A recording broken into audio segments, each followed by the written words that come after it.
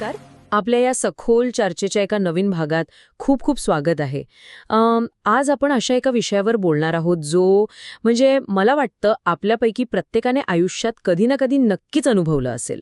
हो, अगदी. प्रत्येक माणसाच्या जिव्हाळ्याचा विषय आहे हा. नक्कीच. तर आजच्या आपल्या या सखोल चर्चेचा मुख्य स्रोत आहे healing the soul through Buddhist wisdom and mindfulness. हा एक अत्यंत अभ्यासपूर्ण लेख आणि त्यासोबतच काही महत्त्वाच्या नोंदीसुद्धा आपण पाहणार आहोत. ठीक आहे, आपण हे थोडं उलगडून पाहूया.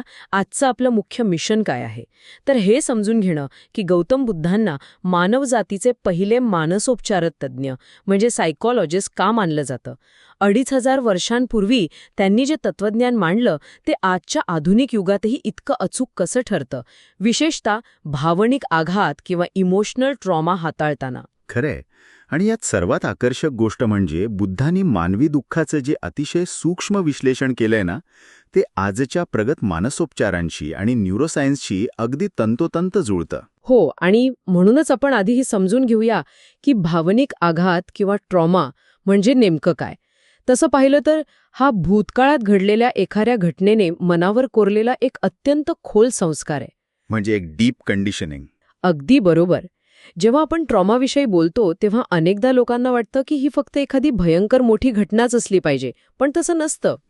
एखादा जुना विश्वासघात असेल किंवा बालपणी मिळालेली अपमानास्पद वागणूक असेल, या सगळ्या गोष्टी माणसाच्या मज्जासंस्थेमध्ये म्हणजे नर्वस सिस्टीममध्ये कशा अडकून राहतात यावर बुद्धांचे विचार आजच्या थेरपीला कसं थेट मार्गदर्शन करतात हेच आपण आज बघणार आहोत. हो, आणि तो मार्ग समजून घेण्यासाठी या स्रोतामध्ये एक अतिशय सुंदर उपमा दिली आहे.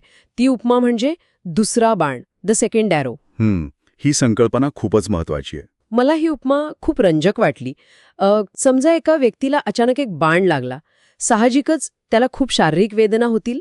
ही जी पहिली वेदना आहे ती शारीरिक असो किंवा भावनिक, हा झाला पहिला बाण. बरोबर. पण खरा खेळ इथून पुढे सुरू होतो. बाण लागल्यावर ती व्यक्ती विचार करू लागते, मलाच हा बाण का लागला, आता माझं काय होणार, माझ्यावरच हा अन्याय का. हा जो विचार आहे ना, ही जी स्वतःला दिलेली मानसिक यातना आहे तोच तो दुसरा बाण आहे. अगदी तेच. तो स्वतःला मारून घेतलेला दुसरा बाण आहे. जर आपण याला आजच्या काळातील एखाद्या साध्या उदाहरणाशी जोडलं तर समजा सकाळी ऑफिसला जाताना गाडीचा टायर पंक्चर झाला. तो पंक्चर झालेला टायर हा पहिला बाण आहे.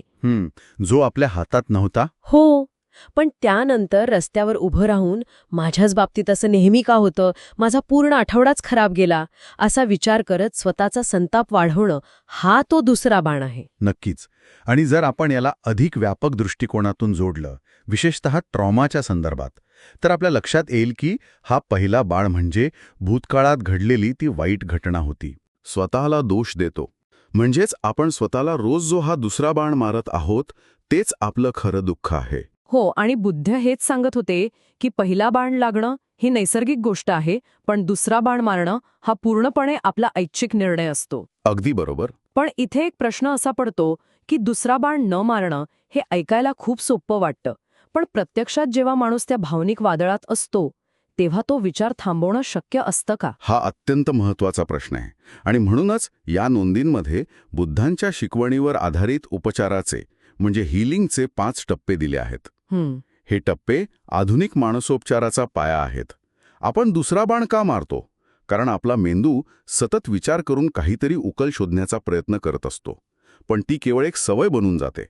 ही सवय मोडण्यासाठीच हे टप्पे आहेत. इथेच हा विषय खरोखरच खूप रंजक होतो, कारण या 5 टप्प्यांमधील पहिला टप्पा आहे स्वीकृती आणि साक्षीभाव, म्हणजेच रॅडिकल एक्सेप्टन्स अँड विटनेसिंग.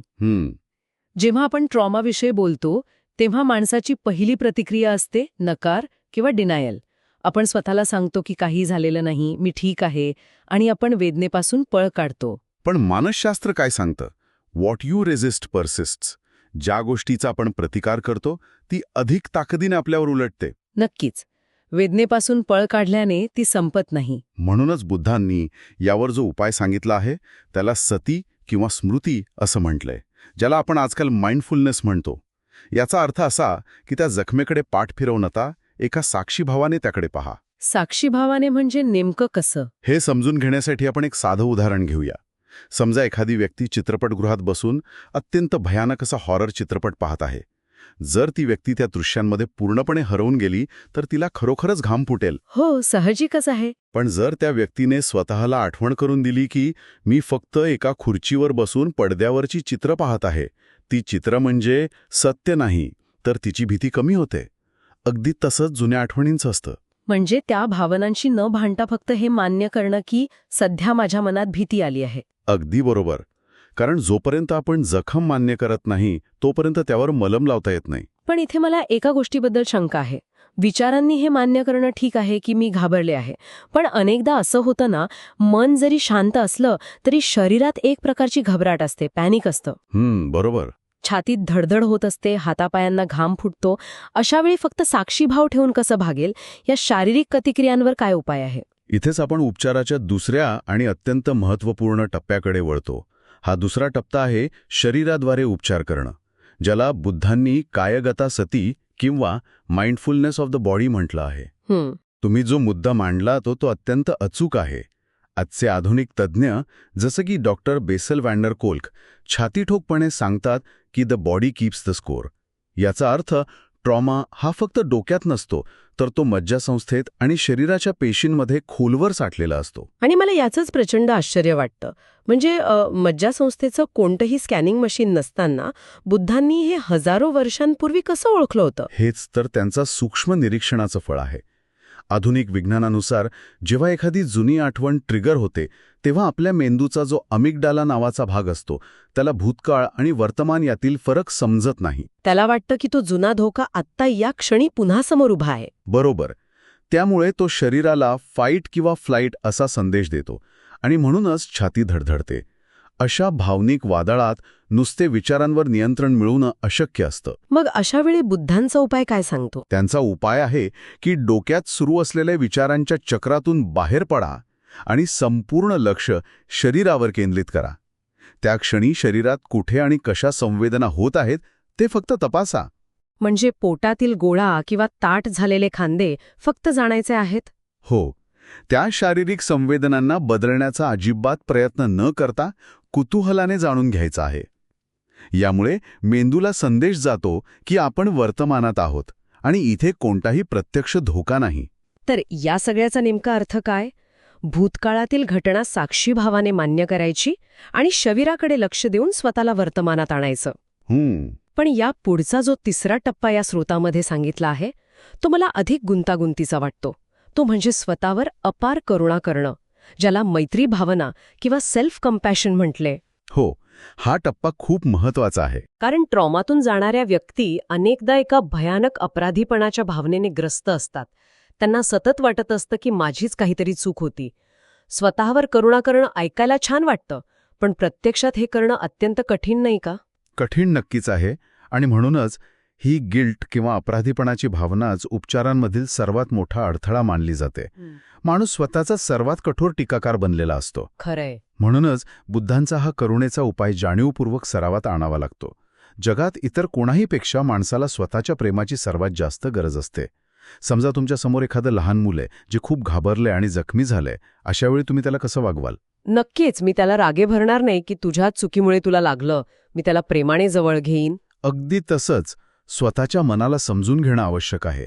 जेव्हा जुनं दुःख वर येतं तेव्हा स्वतःवर चिडण्याऐवजी स्वतःला हे सांगणं गरजेचं आहे की तू खूप सहन केलं आहेस आणि आता तुला आरामाची गरज आहे.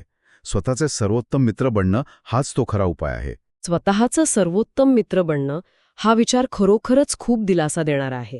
पण अनेकदा काय होतं, माणूस त्या दुःखाला इतकं कवटाळून बसतो की ती जखमच त्याची ओळख बनून जाते. बरोबर. आणि म्हणूनच चौथा टप्पा महत्वाचा ठरतो. तो म्हणजे कथेपासून सुटका किंवा नॉट टेकिंग इट पर्सनली. लोक अनेकदा स्वतःला कायमस्वरूपी पीडित मानू लागतात. माझ्यासोबत नेहमीच वाईट घडतं, हीच त्यांची ओळख बनून जाते. हो, आणि ही ओळख माणसाला तात्पुरती सुरक्षित वाटत असली तरी ती त्याला भविष्यात कधीही पुढे जाऊ देत नाही. इथे बुद्ध त्यांच्या अनित्य आणि अनात्म या दोन महान संकल्पना मांडतात. अनित्य म्हणजे सगळं काही बदलत आहे आणि अनात्म म्हणजे एखादी व्यक्ती म्हणजे तिची जखम नव्हे, तुमच्यासोबत जे घडलं ती एक घटना होती. ती घटना म्हणजे तुमचं संपूर्ण अस्तित्व असूच शकत नाही. म्हणजे मी एक तुटलेली व्यक्ती आहे असं म्हणणं आणि मी एका अत्यंत कठीण प्रसंगातून गेले आहे असं म्हणणं, यात खूप मोठा फरक आहे. नक्कीच. घडलेली घटना आणि भावना हे सर्व अनित्य आहे. त्यामुळे त्या एका कथेला घट्ट पकडून ठेवून स्वतःची ओळख बनवू नये. आपण कथेपासून सुटका करून घेण्याविषयी बोलत आहोत, पण ट्रॉमा माणसाला जगापासून कसं एकटं पाडतो हेही आपण पाहतो. माणसाला वाटू लागतं की माझं दुःख कोणालाच समजणार नाही, मी पूर्णपणे एकटी आहे. आणि इथेच 5वा टप्पा येतो, संघ आणि सुरक्षितता मिळवणं. कम्युनिटी अँड रेफ्युजी, संघम शरणम गच्छामी हा विचार इथे कसा लागू होतो? कारण प्रत्येक वेळी आपण स्वतःच सर्व हाताळू शकत नाही ना. होय, अगदी बरोबर. ट्रॉमामध्ये एकटेपणा हा सर्वात मोठा शत्रू असू शकतो. आधुनिक काळात या संघाची भूमिका खूप महत्त्वाची आहे. संघ म्हणजे केवळ धार्मिक गट नव्हे, तर असे लोक जे तुम्हाला जज करणार नाहीत, पण समजून घेतील. विज्ञानाच्या भाषेत सांगायचं तर माणसाची मज्जासंस्था ही दुसऱ्या सुरक्षित माणसाच्या मज्जासंस्थेसोबत शांत होते, ज्याला को रेग्युलेशन म्हणतात. गरज पडल्यास थेरपिस्टची मदत घेणं, सपोर्ट ग्रुप्समध्ये जाणं हा सुद्धा बुद्धांच्या संघाचाच एक आधुनिक भाग आहे. एका सुरक्षित वातावरणात मन मोकळं करणं हा खूप आवश्यक टप्पा आहे. यामुळे एक महत्त्वाचा प्रश्न निर्माण होतो. आपण हे जे 5 टप्पे पाहिले, साक्षीभाव, शरीराची सजगता, स्वतःवर करुणा, कथेपासून सुटका आणि संघ, हे सगळे एका रात्री चमत्कार करणारे उपाय आहेत का? नाही, अजिबात नाही. नक्कीच नाही. या संपूर्ण चर्चेचा सारांश काढायचा तर ही कोणतीही जादूची गोळी नाही की दुसऱ्या दिवशी सगळा ट्रॉमा गायब झाला. ही एक हळूवार चालणारी प्रक्रिया आहे. पण निष्कर्ष हा आहे की जखम कितीही खोल असली तरी मानवी मनामध्ये स्वतःला बरे करण्याची एक नैसर्गिक क्षमता असते, ज्याला आपण रेझिलियन्स म्हणतो. त्या तुरुंगातून सुटण्याची चावी बाहेर कुठेही नाही, तर ती मानवी जागरूकतेत आणि स्वतःवरच्या करुणेतच दडलेली आहे. किती प्रगल्भ असा हा निष्कर्ष आहे. भूतकाळ आपल्याला बांधून ठेवू शकत नाही जर आपण सजग असू. आज आपण या स्रोत सामग्रीच्या आधारे बुद्धांच्या विचारांचे इतकं सुंदर एकत्रीकरण पाहिलं. हो. पण ही सखोल चर्चा संपवण्यापूर्वी एक विचार असा आहे जो आपण सर्वांनी सोबत घेऊन जायला हवा. आज आपण खूप खोल आणि गंभीर आघातांवर बोललो, पण जर आपण असा विचार केला की मानवी मनात साक्षी भावाने आणि स्वतःवर करुणा केल्याने इतके खोल आघात भरून काढण्याची क्षमता असेल, तर मग आपल्या दैनंदिन जीवनातील छोट्या छोट्या तणावांचं काय? अगदी बरोबर. ट्रॅफिकमध्ये अडकल्यावर येणारा राग, ऑफिसमधील छोटीशी कुरबूर किंवा कोणीतरी मारलेला टोमणा, या रोजच्या क्षुल्लक गोष्टींवर विचार करून आपण स्वतःला रोज जो दुसरा बाण मारत असतो तो मारणं जर आपण आजच थांबवलं तर नक्कीच खूप मोठा बदल घडू शकतो. हो, तर आपल्या रोजच्या जगण्याची शांतता किती पटीने वाढेल याचा नक्की विचार करा. याच सकारात्मक विचारासोबत आपण आजची ही सखोल चर्चा इथेच थांबूया. ऐकल्याबद्दल खूप खूप धन्यवाद.